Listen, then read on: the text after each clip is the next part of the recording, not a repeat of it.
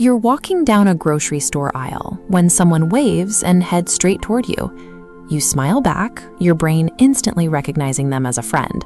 But as they get closer, a cold panic sets in. You have absolutely no idea what their name is. Psychologists call this the butcher on the bus phenomenon.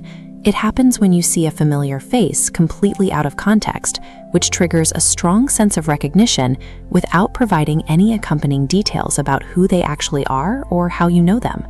Whenever this happens, we usually fall back on the same tired excuse. We tell ourselves, and the person we just awkwardly greeted, that humans simply have a terrible memory for names, but a great memory for faces. This everyday embarrassment forms the baseline of our understanding of human memory. We assume names are just inherently harder to hold on to, but as it turns out, that baseline is completely wrong. A 2019 study by researchers at the University of York revealed a major flaw in how we judge our own cognitive abilities. In real-life social interactions, we recognize a face, but we are forced to recall a name from scratch. Recognizing a piece of data is always biologically easier than recalling it from thin air. This chart illustrates how the researchers leveled the playing field. They designed an identical recognition test for both, asking participants to simply recognize unfamiliar faces and names they had seen before. When tested equally, the results were definitive. Participants consistently scored higher on name recognition than face recognition, even when the exact same face photos were used. If empirical data proves our brains are measurably better at remembering names, why does our daily lived experience feel the exact opposite? This disconnect suggests that the difficulty isn't with the data itself, but with how our brains retrieve it. Faces and names are not stored together. They are sent to two entirely different biological assembly lines. A name is an arbitrary string of sounds. There is nothing about the syllables John or Sarah that physically matches the visual traits of the person standing in front of you.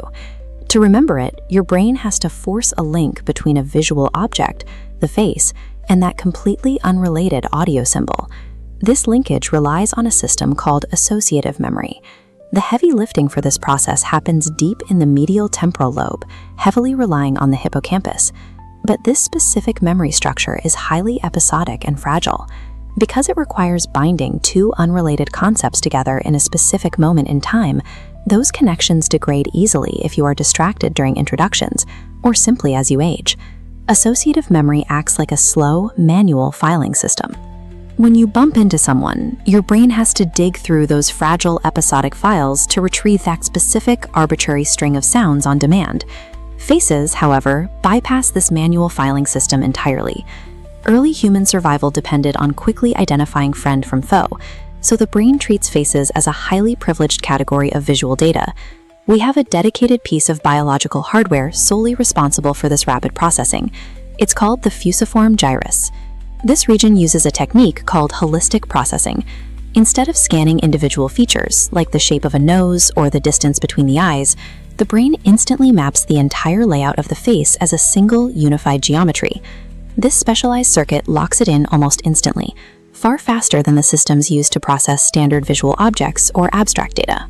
The biological proof that these two memory systems operate on completely separate tracks can be found in a condition known as prosopagnosia, or face blindness.